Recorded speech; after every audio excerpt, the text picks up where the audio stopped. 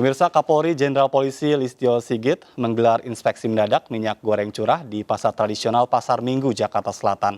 Sidak dilakukan untuk memastikan ketersediaan minyak goreng di lapangan. Dalam sidak kali ini, Kapolri mendatangi distributor minyak goreng curah yang menjual dengan harga Rp14.000 per liter dan Rp15.500 per kilogram. Tidak hanya itu, Kapolri juga mendatangi beberapa pedagang minyak goreng eceran untuk mendengar langsung aspirasi dari para pedagang. Alhamdulillah tadi kita cek bahwa ada satu distributor PT RNI yang saat ini sedang mendistribusi minyak curah, dan tadi juga saya bertemu langsung dengan pedagang termasuk distributor di pasar bahwa kebutuhan untuk minyak curah di Pasar Minggu yang selama beberapa hari ini agak jarang, hari ini sudah mulai terisi. Kita lihat dari distributor dilepas dengan harga Rp14.400, dan kemudian tadi saya tanyakan ke agen untuk lepas ke masyarakat Rp15.500 masih untung atau tidak, dan mereka menyampaikan masih ada margin. Jadi ini tentunya kita akan lakukan pengecekan di pasar yang lain. Menteri Perdagangan Muhammad Lutfi mengungkapkan tersangka mafia minyak goreng yang menyebabkan kelangkaan akan segera diumumkan oleh Polri. Saat ini nama-nama tersebut masih diperiksa. Sementara itu, Komisi Pengawas Persaingan Usaha (KPPU) mengajak Kementerian Perdagangan untuk berkoordinasi dan turut menyampaikan data dan informasi terkait dengan dugaan mafia minyak goreng, khususnya menyangkut perilaku persaingan usaha tidak sehat antar pelaku minyak goreng. Dan selain bersama dengan Pak Oke Nurwan, sudah juga bergabung bersama kami melalui sambungan Zoom. Ada Pak Ukay Karyadi, Ketua KPPU. Selamat malam Pak Ukay. Selamat malam. Baik, saya ingin ke Pak Oke terlebih dahulu ya, karena yang ditunggu-tunggu sebetulnya pengumuman yang disampaikan oleh Kapolri. Bagaimanapun ini adalah kewenangan dari pihak kepolisian, tapi sebelumnya Menteri Perdagangan sempat menyebutkan sudah mengantongi nama-nama. Ini sebetulnya bagaimana status dari mafia minyak goreng ini sendiri? Ya, pada dasarnya data lengkap sudah kami serahkan, tetapi tentunya ini soal penetapan target operasi itu tentunya yang lebih paham adalah dari pihak kepolisian. Tapi pada prinsipnya kami menyikapi terjadinya kelangkaan minyak goreng pada saat penetapan DMO dan DPO. Yeah. Itu adalah itu ternyata komitmen ada, tapi di lapangan ternyata langka, sehingga beberapa data kami sampaikan menyeluruh data, dan ada titik-titik keanehan kita sampaikan, ada kecurigaan dan sebagainya kita sampaikan semuanya, dan tentunya itu adalah pihak kepolisian yang lebih paham untuk menindaklanjutinya, karena kalau dari kami kan jelas dari sisi Kementerian Perdagangan, yeah, sanksinya hanya pencabutan izin. Dan itu kalau izin dicabut bisa dibuat perusahaan baru. Tetapi tentang perilakunya yang mengganggu kebijakan, ini yang tentunya yang harus diinikan. Semua data dan penyelidikan data sudah diserahkan, penyelidikan awal kami sudah sampaikan, dan tentunya indikasi yang kami sampaikan itu akan didalami oleh pihak berwenang, dan dalam hal ini tentunya kepolisian untuk segera menindaklanjuti dan menyampaikannya secara transparan. Baik, ya. Dari data yang disampaikan itu menurut Kementerian Perdagangan itu yang benar-benar memberikan dampak kelangkaan dari minyak goreng kemarin-kemarin itu ya? Sudah pasti. Kami secara prinsip kami sampaikan keseluruhan data. Okay. Tapi ada titik-titik yang kami sampaikan yang memang rawan untuk dilakukan manipulasi di situ. Baik. Kita sampaikan juga, tapi saya tidak bisa berandai-andai di sini harus menyebutkan siapa dan bagaimana target operasinya seperti apa, itu tentu yang lebih paham adalah penegak hukum. Tapi yang pasti salah satu indikasinya begitu dicabut Permendag tentang HET, HET dengan paket regulasi DMO DPO dengan HET terukur, terjadi kelangkaan, dan begitu dicabut banjir. Iya. Kan? Itu Baik. salah satu indikasi. Ada indikasi pada saat itu adalah ya tadi ada upaya menyimpan atau menimbun dalam rangka mengganggu kebijakan ini. Baik. Dan hal ini tentunya kami pemerintah melakukan bentuk kebijakan lagi yang lebih menekan kepada para pelaku usaha ini. Baik, saya ingin minta tanggapan dari Pak Ukay bagaimana KPPU sendiri melihat seputar mafia minyak goreng ini karena juga KPPU melakukan investigasi ya untuk kasus ini. Sebelumnya saya ingin sampaikan ya bahwa di media dikatakan Kemendak sudah memberikan data ke KPPU. Itu belum. Bukan ke KPPU, ke Polri. Oh, ke Polri ya.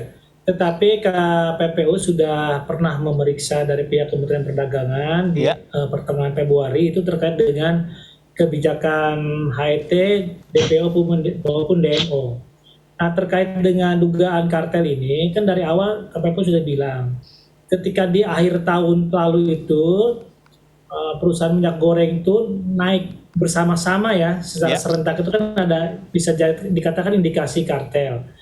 Nah, karena itu pula lah pemerintah itu menetapkan HET kan awalnya kan. Betul. Nah, tapi ketika HET diterapkan, ketika produk hilang ya, lenyap gitu, maksudnya berkurang signifikan di pasar sehingga terjadi antrian di mana-mana.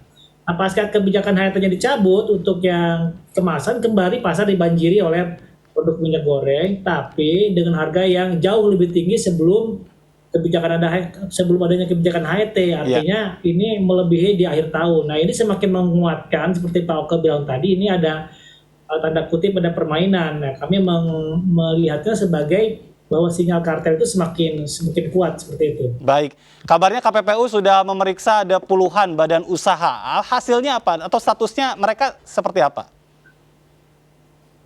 Ya, belasan produsen sudah diperiksa, bukti juga dengan beberapa distributor maupun retail, termasuk dari pihak pemerintah yang diminta keterangan. Tentunya kalau belum selesai semuanya terkait pemeriksaan ini, kami belum bisa mengungkapkan ke publik.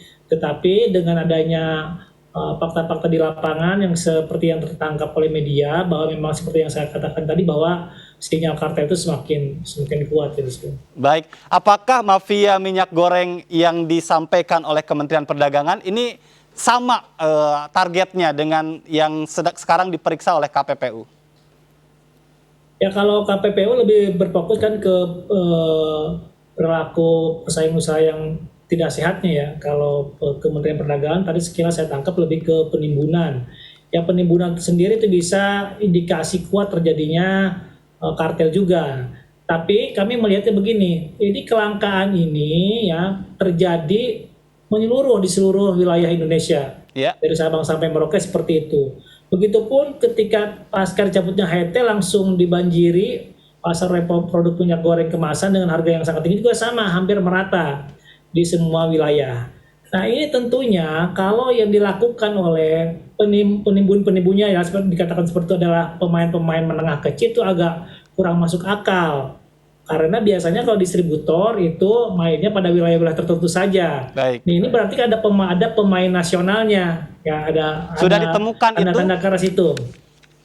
Belum, kalau ditemukan kami belum dalam artian belum bisa diungkapkan ke publik ya. Kami sedang terus-menerus mencari alat bukti yang cukup sehingga kalau sudah cukup nanti akan kami langsung dinaikkan ke persidangan. Baik, karena ini juga menjadi penting untuk menjawab keresahan masyarakat. Jangan sampai dalam tanda petik pemerintah dianggap ya ini cuma cari kambing hitam aja begitu Pak Oke. Kalau tidak diungkapkan dengan segera, mana gitu kan mafianya, itu juga menjadi tanda tanya besar bagi masyarakat. Ini seperti apa sebetulnya dalam konteks ini Kementerian juga bisa mendorong pengungkapan dan menyikat itu yang namanya mafia, Pak Oke?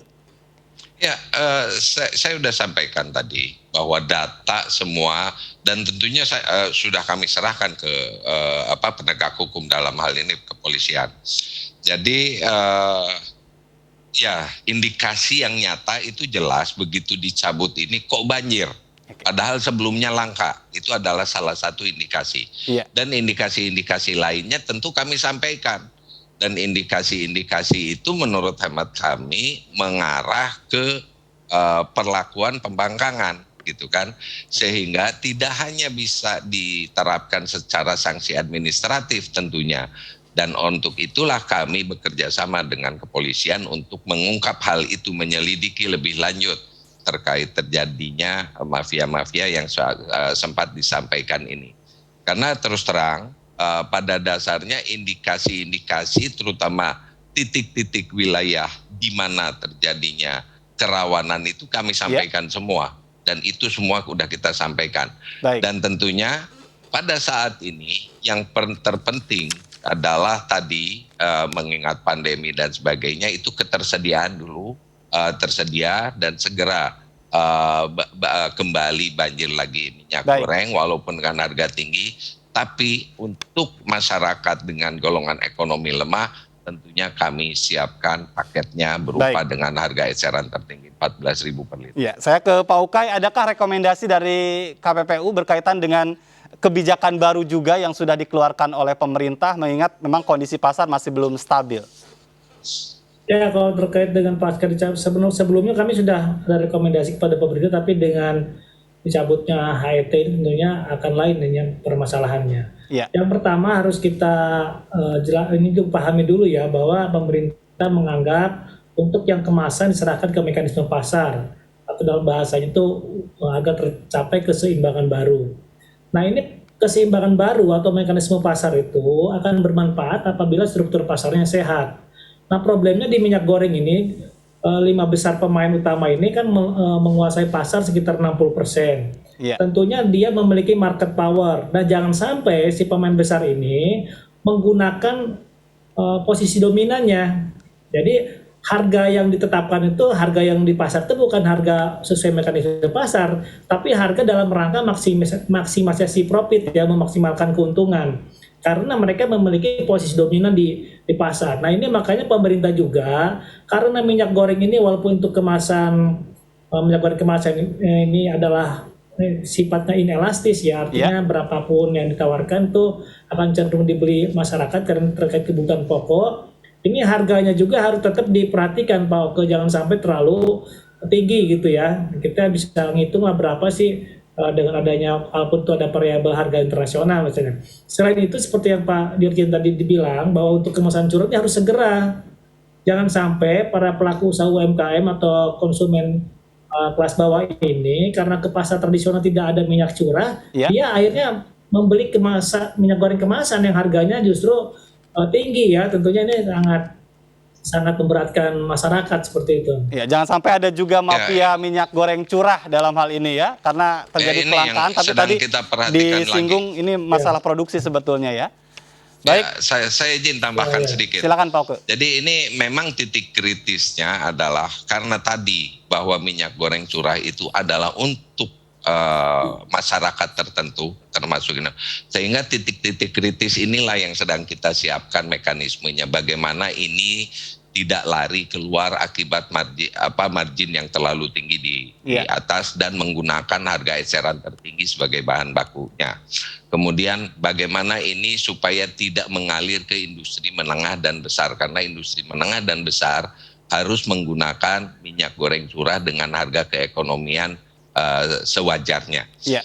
Ini yang kita perlu, dan tentunya di lapangan pun bagaimana kami memastikan di pasar tradisional tadi harga itu diimplementasikan dengan 15.500 per kilogram. Dan saat ini sudah kami lakukan edaran dan bekerja sama dengan Pemda untuk setiap pasar, begitu ini minyak goreng curah tersedia, itu memasang spanduk sehingga ada terjadi kontrol sosial. Harganya adalah 15.500 per kilogram. Dan kita akan menciptakan hotline untuk masyarakat melaporkan manakala itu terjadi, dan kami bekerja sama dengan Pemda dan kepolisian setempat untuk hal ini. Jadi Pak Oke, untuk malam ini konfirmasi dari awal yang tadi Anda sampaikan, ini fokus ke minyak goreng curah yang sedang dikonsentrasikan oleh pemerintah, sementara untuk minyak goreng kemasan tadi ya lebih kepada diserahkan kepada pasar, begitu, pemerintah dalam hal ini tidak terlalu ikut repot begitu ya. Ya, dan jangan salah, pelaku ekspor sekarang itu mendapat tekanan lebih besar lagi dari pemerintah karena yang sebelumnya pelaku ekspor itu bila melakukan ini untuk memastikan ketersediaan di dalam negeri ya. Ya. Yang sebelumnya mereka itu hanya dilakukan bea keluar dan pungutan ekspor yang 375 US dollar per ton. Sekarang kita naikkan levinya menjadi 575. Dan bayangkan itu tekanannya sangat besar kepada para pelaku usaha untuk memastikan ketersediaan minyak goreng di dalam negeri. Iya, terakhir saya ke Pak Ukay. Kalau Polri saat ini masih terus melakukan penelusuran, kapan KPPU akan mengumumkan mafia minyak goreng ini? Ya kalau sudah diketemukan alat buktinya yang cukup ya. Mudah-mudahan dalam waktu yang cepat karena kami terus bekerja. Karena kan yang perlu dipahami juga kalau di KPPU itu kan tidak dalam mencari alat bukti tidak bisa seperti aparat hukum yang lain ya menggeledah atau menyita. Kita hanya meminta keterangan, meminta dokumen-dokumen termasuk dengan analisis ekonomi. Nah, dari itu nanti kita rangkai menjadi sebuah tarik kesimpulan apakah ini sudah tercukupi belum alat buktinya sehingga bisa dimasukkan ke persidangan. Baik, kita akan tunggu tentu saja. Terima kasih Pak Oke Nurwan, Dirjen Perdagangan Dalam Negeri, dan juga Pak Ukay Karyadi, Ketua KPPU, sudah bersama kami di MNC News Prime. Salam sehat Bapak-Bapak. Salam sehat. Dan pemirsa, tetaplah bersama kami. Kami akan segera kembali dengan informasi penting lainnya.